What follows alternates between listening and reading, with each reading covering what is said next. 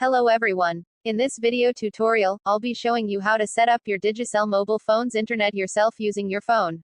Before that, please subscribe to this channel for more new phone tech information and ideas that may rise in the future. Alright, firstly, go to your phone settings. Open the settings. Identify and locate networks and internet. Click on it once the interface open. Click mobile networks. In this case, we will set up the Digicel Internet. So click on Digicel. Scroll all the way down and locate Advanced Options. Click on it. Go to Access Point Names. In Access Point Names interface, change the name to LTE. Next, click APN. The type Digicel.internet all in lowercase.